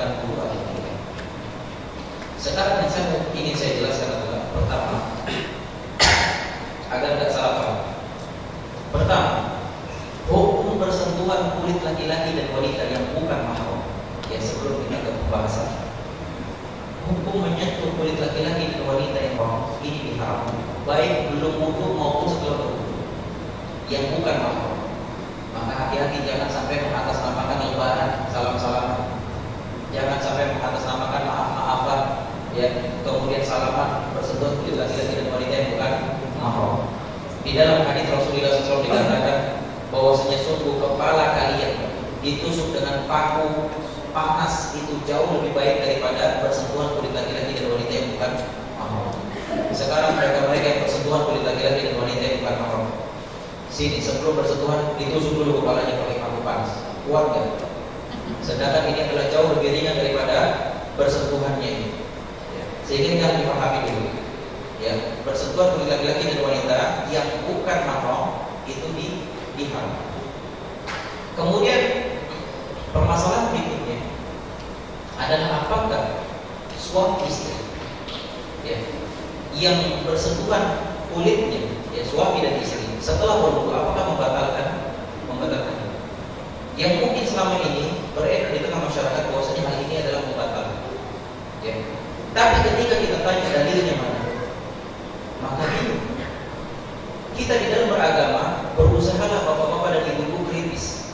Sebagaimana kritisnya ibu-ibu kalau lagi ngitung uang belanja. Bapak-bapak juga harus kritis di dalam perkara agama. Sebagaimana kritisnya bapak ketika ngitung uang untuk dikasih ke istrinya, nggak bisa lebih sepeser pun. Kritis. Di dalam perkara agama jauh lebih utama kita untuk kritis. Di dalam masalah agama tidak bisa kita mengarang-arang. Semua harus berlandaskan nas, berlandaskan Al-Quran dan Sunnah Rasulullah SAW. Maka ketika dia mengatakan ini batal, ini tidak batal, mana dalilnya? Apakah ada penjelasan dari dalam Al-Quran? Apakah ada penjelasan dari dalam hadis Rasulullah? Ketika tidak ada, maka kita tidak bisa menghukumi sesuatu atas prasangka atau perasaan. Karena kalau misalnya agama berlandaskan perasaan siapa yang dipakai? Gak jelas. Atau beragama berlandaskan akalnya siapa yang dipakai? Gak jelas. Sehingga harus berlandaskan dalil. Maka dari itu, justru dalil-dalil yang ada itu menyebutkan bahwasannya atau menyimpulkan bahwasannya bersentuhan kulit laki-laki dan wanita, suami dan istri yang telah berwudu itu tidak membatalkan wudu. Yaitu yang pertama hadis dari Aisyah radhiyallahu anha. Disebutkan bahwasanya Rasulullah SAW ketika sholat malam di rumahnya, itu sholat sunnah. Yang mana kita ketahui kamar Rasulullah SAW itu sangat kecil sekali. Kamarnya Aisyah, rumahnya Aisyah, ya sangat kecil. Sehingga ketika Rasul sholat malam, Aisyah berbaring di sebelahnya, sedang tertidur. Dan setiap kali Rasulullah SAW hendak sujud, kaki Aisyah melintang di tempat sujudnya Rasul. Sehingga Rasul mau tidak mau harus memegang kakinya Aisyah dan memegang kaki Aisyah sedang sholat. Bukankah sholat itu harus berwudu terlebih dahulu? Ya. Kalau memang perbuatan ini membatalkan wudunya, tentu pertama Rasul pasti tidak akan melakukan, tidak akan menyentuh kaki Aisyah. Kalaupun Rasul menyentuh kaki Aisyah, pasti Rasul memutus sholatnya dan mengulangi wudunya, kemudian mengulangi sholatnya. Tapi ternyata semua tidak dilakukan oleh Rasul. Rasul memegang kaki Aisyah, memindahkan, dan Rasul tetap melanjutkan sholatnya. Ini adalah dalil yang menjelaskan justru bersentuhan kulit suami dan istri yang sudah berwudu tidak batal wudunya. Kemudian dia mengatakan, oh iya Ustaz, itu memang benar hadisnya. Sehingga mereka katakan, ya bersentuhannya kalau dengan syahwat. Kalau dengan syahwat baru batal. Kalau nggak pakai syahwat kayak yang dalam hadis tadi, itu memang nggak batal. Tapi kalau dengan syahwat batal. Kita bantah dengan hadis yang lainnya dari Aisyah radhiyallahu anha bahwasanya Rasulullah SAW setiap mau pergi ke masjid itu sering mencium istri-istrinya. Mencium istri dengan syahwat tidak? Saya tanya sama yang udah nikah, yang bujangan belum tahu. Dengan syahwat. Dan Rasulullah SAW setelah mencium istrinya langsung ke masjid, langsung sholat bersama para sahabatnya. Kalau seandainya bersentuhan kulit laki-laki dan wanita suami istri dengan syahwat, ya membatalkan wudu, tentu Rasul tidak melakukan hal itu. Kalau Rasul melakukan hal itu, Rasul pasti setelah itu berwudu, mengulangi wudu. Tapi semua tidak dilakukan oleh Rasulullah SAW. Bahkan Rasul langsung sholat bersama para sahabatnya. Yang mana ini juga menunjukkan, ya bersentuhan kulit suami dan istri, baik dengan syahwat maupun tidak, maka itu tidak membatalkan wudu. Tetapi kalau seandainya dia mencium istrinya berlebihan sampai mengakibatkan keluar air matinya, maka wudunya batal. Wudunya batal bukan karena ciumannya, bukan karena bersentuhannya, tapi karena mengeluarkan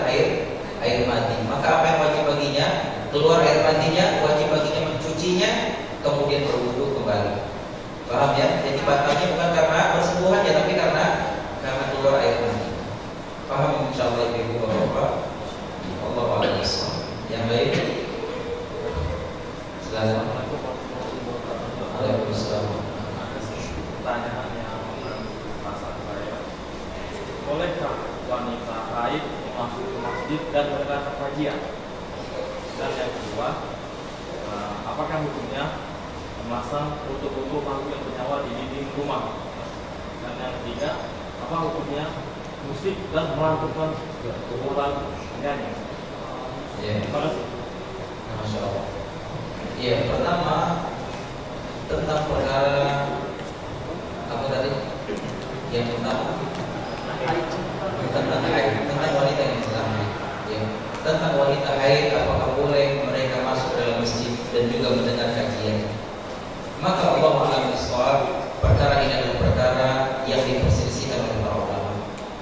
Sebagian para ulama itu melarang seorang wanita yang sedang haid untuk berdiam di masjid, apalagi sampai berdiam mendengarkan kajian. Dan sebagian yang lain mengatakan membolehkan dengan syarat apa? Dengan syarat dia aman, tidak sampai tembus, tidak sampai tembus. Dan apalagi ini adalah dalam rangka kemaslahatan yang mana dia bisa mendengar kajian sehingga dia bisa memperoleh ilmu dari apa yang dia lakukan. Ya. Dan Allah Alam Biswab, ya, dari perselisihan para ulama ini saya lebih cenderung kepada yang membolehkannya. Ya. Lebih cenderung kepada yang membolehkannya, bahwa seorang wanita yang sedang haid boleh dia hadir di dalam masjid mendengarkan kajian dengan syarat tentunya, dengan syarat dia harus berusaha mengambil sebab jangan sampai bocor. Ya, apalagi zaman sekarang Masya Allah sudah banyak kemudahan, ya, ada yang diistilahkan dengan pembalut dan lain sebagainya, sehingga itu tidak sampai bocor. Ya, Allah Alam Biswab. Ini pertanyaan yang pertama. Kemudian yang kedua, tentang menggantungkan gambar-gambar makhluk hidup yang di dinding-dinding rumah atau sejenisnya. Maka di dalam hal ini Rasulullah SAW bersabda bahwasanya malaikat rahmat tidak akan masuk ke dalam rumah yang di dalamnya terdapat gambar-gambar makhluk hidup. Maka jangan heran ketika kita masuk rumah kita yang penuh gambar-gambar makhluk hidup, kita merasakan rumah kita seperti neraka. Kita merasa tidak betah di rumah. Padahal Rasulullah SAW mengatakan baiti jannati, rumahku adalah surga. Tapi dia akan mengatakan baiti nari, rumahku adalah nerakaku. Karena di dalam tidak ada kenyamanan, di dalam tidak ada ketentraman. Ini salah satu akibat karena malaikat tidak mau masuk dalam. Karena akibat apa? Akibat dari kita memajang foto-foto atau gambar-gambar makhluk hidup. Ya. Kalau gambar pemandangan, gambar buah-buahan silakan.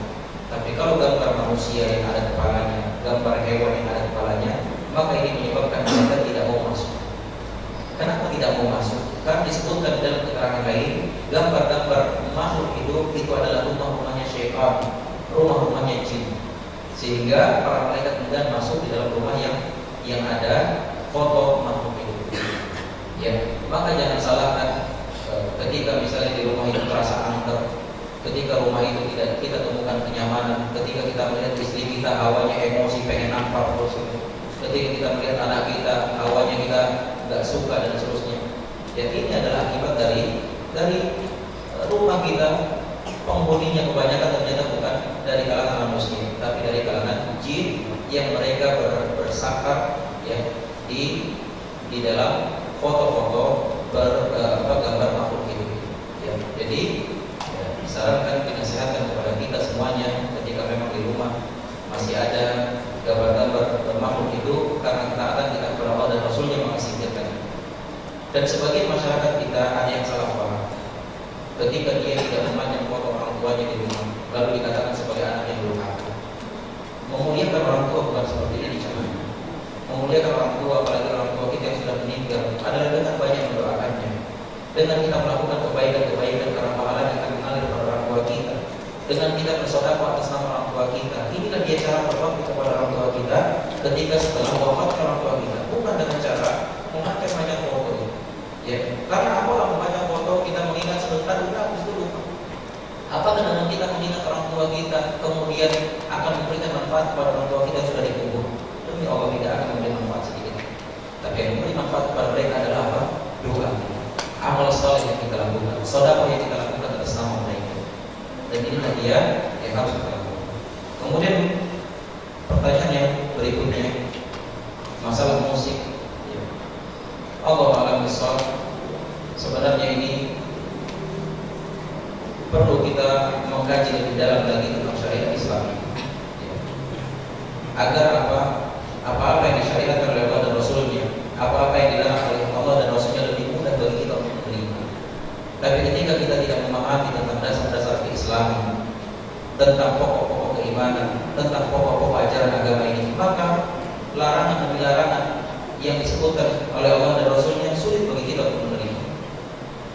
Maka dari itu saya sarankan untuk menyebutkan perkara ini, kita pending dulu, sampai pada waktunya nanti. Insyaallah, mohon bersabar, gitu ya. Sebab saya khawatir akan salah paham. Karena sebagian kita di sini masih baru ngaji, sebagian kita di sini masih baru ngaji saat ini. Sehingga jangan sampai Rasulullah SAW di dalam sabda beliau, di dalam menasihati salah seorang sahabat ketika berdakwah, yassiru wa la tu'assiru, mudahkanlah dan jangan engkau mempersulit. Kemudian basyir wa la tunaffiru, berilah kabar gembira, jangan membuat masyarakat lari. Nanti baru datang kajian, ini haram, itu haram, ini bid'ah, itu. Wah, Ustaz, ini jadi susah saya beragama, akhirnya malas beragama.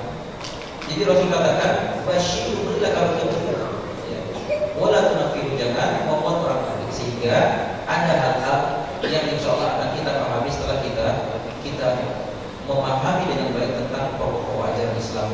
Telah kita tertanam dengan baik, dengan tertanam dalam hati kita tentang keimanan dan akidah yang benar, sehingga setelah itu kita akan sangat mudah sekali menerima perintah dan juga larangan yang lain. Insyaallah. Ya, mudah-mudahan ini semua bermanfaat untuk yang lainnya. Sudah ya, nggak apa-apa ya. Insyaallah. Kalau mau tahu jawabannya nanti secara khusus. Saya bukan berarti mengakhirkan penjelasan ketika dibutuhkan, tapi ada yang sifatnya lebih diutamakan untuk disampaikan. Tapi kalau misalnya semua di sini insya Allah siap menerima apa jawabannya Ustaz, saya juga nggak masalah menjawab. Cuma khawatir nanti gara-gara jawaban ini besok nggak datang lagi, besok nggak mau sholat di masjid lagi. Ya, jadi seperti itu. Insya Allah ini masalah ini. Yang lain sudah ya?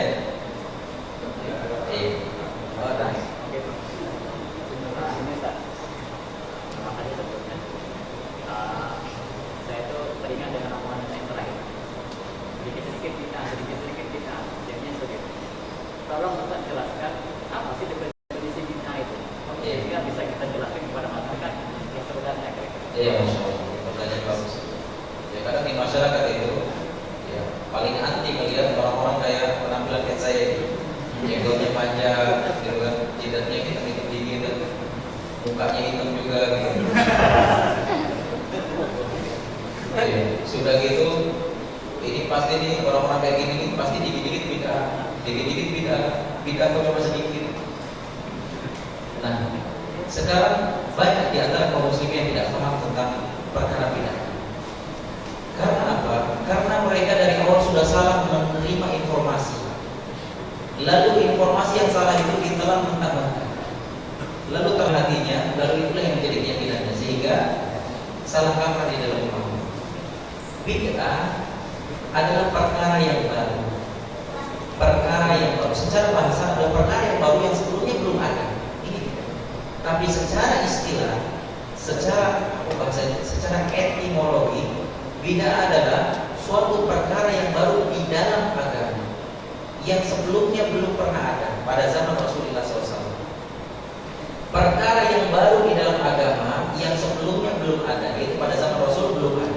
Maka inilah yang disebut dengan bid'ah, dan inilah yang dimaksud dengan bid'ah yang terlarang. Di dalam banyak hadisnya, salah satunya dari Rasulullah SAW bersabda, "Kullu bid'atin dhalalah wa kullu dhalalatin finnar." Setiap yang namanya bid'ah itu adalah sesat, dan setiap yang tersesat tempatnya di neraka. Ya. Kemudian juga disebutkan man ahdatsa fi amrina hadza ya ma laysa minhu fa huwa raddun. Siapa yang melakukan perkara baru yang mana tidak lain ini adalah bid'ah, yang tidak pernah ada asalnya dari Rasul, maka amalannya tidak diterima. Inilah yang disebut dengan bid'ah secara agama, secara istilah. Dan inilah bid'ah yang tercela di dalam agama, di dalam perkara agama. Ketika kita ada kaum muslim mengatakan, udah kalau memang bid'ah itu dilarang, berarti Ustaz ngapain mesti pakai mobil? Zaman Rasul nggak ada mobil, kenapa Ustaz nggak pakai onta? Ya. Kenapa Ustaz pakai speaker? Zaman Rasul kan nggak pakai speaker, teriak-teriak aja lah Ustaz sendiri, bisa pakai speaker. Ya. Atau nanti kita pergi haji nggak usah naik pesawat. Zaman Rasul nggak ada pesawat. Ini kan bid'ah juga. Nah, berarti dia salah paham. Ini adalah bid'ah secara bahasa. Secara bahasa, bid'ah adalah setiap perkara yang baru yang sebelumnya belum ada. Pada zaman Rasul tidak ada mikrofon, ini bid'ah secara bahasa. Pada zaman Rasul tidak ada pesawat, sekarang ada, ini bid'ah secara bahasa. Dan ini adalah urusan dunia. Urusan dunia Rasul katakan antum a'lamu bi umuri dunyakum. Kata Rasul, kalian lebih tahu dalam perkara urusan dunia kalian. Kita lebih tahu daripada Rasul tentang urusan dunia. Sehingga Rasul pasrahkan sama kita, silakan Anda berinovasi, silakan Anda berkreasi dalam urusan dunia. Tapi urusan agama, maka sesuatu yang dianggap agama pada zaman Rasul, maka pada zaman sekarang juga harus dianggap sebagai agama. Sesuatu yang tidak dianggap agama pada zaman Rasul, maka pada zaman sekarang tidak boleh dianggap sebagai agama. Pada zaman Rasul ada sholawat, pada zaman sekarang juga ada sholawat, maka cocokkan sholawat kita dengan sholawatnya Rasul. Jadi jangan dibikin baru-baru. Jadi jangan dibikin cara-cara baru. Zaman Rasul ada nggak sholawatannya pakai lagu dangdut? Ada nggak? Nggak ada. Zaman sekarang banyak. Zaman sekarang dilakukan pakai lagu hamil duluan. Tahu ya lagu hamil duluan? Wah nggak ketinggalan zaman ini. Ada yang lagu dangdut itu. Lagunya sholawat tapi pada zaman Rasul ada nggak? Nggak ada. Ini namanya ini. Pada zaman Rasul sholat subuh berapa rakaat? 2 rakaat. Sekarang 12 rakaat misalnya. Ini dia yang disebut bid'ah, nggak boleh. Ini dimaksud dengan bid'ah yang dilarang dalam agama. Bukan urusan dunia, bukan urusan dunia. Mikrofon, HP, pesawat, mobil itu urusan dunia. Rasul katakan kalian lebih tahu dari urusan dunia. Tapi masalah agama Rasul lebih tahu. Jangan kita sok tahu di hadapan Rasul. Jangan kita sok tahu di hadapan Rasul. Pada zaman Rasul, ya, Rasul sudah mengajarkan kepada kita tentang bagaimana cara membaca Al-Quran yang benar. Bagaimana cara setiap malam Jumat apa yang disyariatkan, yaitu membaca surat Al-Kahfi. Ini dicontohkan oleh Rasul. Terus kenapa kok zaman sekarang ganti surat? Kenapa zaman sekarang ganti surat? Berarti kan itu belum pernah dicontohkan Rasul. Berarti ini yang disebut dengan bid'ah yang terlarang. Terus kita katakan bosnya Ustaz, kan ada bid'ah yang hasanah, ada bid'ah yang dolalah, ada bid'ah yang baik, ada bid'ah yang tidak baik. Tapi sayangnya Rasul kita Muhammad SAW mengatakan kullu bid'atin dhalalah. Setiap di garis bawahi, setiap yang dinamakan bid'ah adalah sesat. Jadi Rasul tidak ada disebut menyebutkan pengecualian. Masa ketika Rasul katakan setiap, lalu kita katakan oh tidak Rasul, masih ada yang bagus, masih ada yang buruk. Kan ini kita nggak sopan sama Rasul. Kita sama orang tua aja kayak gitu, bisa ditampar kita sama orang tua gitu. Ya, apalagi sama Rasul. Padahal Rasul apa yang beliau katakan adalah wahyu dari Allah. Wa ma yantiqu 'anil hawa in huwa illa wahyu yuha. Awal Rasul tidak pernah berkata dari hawa nafsunya, tapi apa yang dikatakan Rasul adalah wahyu dari Allah. Ya, sehingga tidak ada yang namanya istilah bid'ah baik maupun buruk. Sekarang kalau misalnya oke ada bid'ah yang namanya bid'ah hasanah. Definisinya juga sih, kita bingung definisi bid'ah hasanah itu apa? Bid'ah hasanah adalah setiap perkara yang baru yang belum ada pada zaman Rasul dan itu baik, maka itu boleh dilakukan. Sekarang saya tanya, adzan baik tidak? Adzan baik tidak Bapak-bapak Ibu? Adzan baik. Coba adzan di dalam WC. Bid'ah hasanah bisa tidak? Nggak bisa. Sehingga apa? Standarisasinya nggak jelas. Bid'ah hasanah itu seperti apa? Atau misalnya ketika seseorang sholat, kemudian ketika dia takbir Allahu Akbar, kemudian sebelum membaca Al-Fatihah dia membaca surat Al-Baqarah. Membaca surat Al-Baqarah baik tidak? Baik. Tapi setelah Allah Alif Lam Mim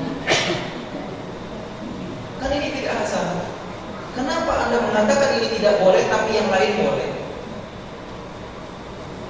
Jadi kan nggak jelas nadanya. Namanya bid'ah hasanah itu seperti apa? Sehingga maka ini harus kaidah yang harus kita pilih. Setiap segala sesuatu yang bukan berasal dari Allah dan Rasulnya, demi Allah pasti akan kita temukan kerancuan di dalamnya. Akan kita temukan kerancuan di dalamnya, sehingga kita akan menemukan hal-hal janggal di dalamnya. Maka dari itu seperti kita sebutkan tadi, kaidah ya tentang bid'ah hasanah itu nggak jelas. Batasan-batasannya nggak jelas. Mana saja yang bisa dikatakan bid'ah hasanah dan mana yang digolongkan bukan bid'ah hasanah nggak jelas. Sehingga ini adalah sesuatu yang rancu, sesuatu yang rapuh karena memang bukan berasal dari Allah dan Rasulnya. Inilah dia bapak-bapak dan ibu-ibu yang berarti Allah Subhanahu wa taala penjelasan sedikit tentang bid'ah. Mudah-mudahan bisa dipahami dan bisa disampaikan kepada ya orang-orang terdekat kita yang memang belum paham tentang perkara bid'ah ini, sehingga mereka tidak langsung memvonis kita bahwasanya ustaz ini yang sedikit bid'ah, jadi sedikit bid'ah. Ya. Sehingga ini adalah akan menjadi fitnah di tengah masyarakat. Tapi tentu kita menyampaikan dengan cara hikmah, dengan cara baik-baik, dengan cara lembut, jangan sampai ada kata-kata kasar atau begitu. Allah a'lam bishawab. Mohon maaf kalau memang terlalu lama. Mudah-mudahan insyaallah Allah mempertemukan kita lagi di dalam ketaatan kepada Allah dan senantiasa pertemuan kita ini diberkahi oleh Allah wa bisa berjalan. Mudah-mudahan bermanfaat, yang kita pahami dengan baik dan kita amalkan dalam kehidupan sehari-hari. Mohon maaf atas segala kekurangan. Kita tutup dengan doa kafaratul majlis. Subhanallah.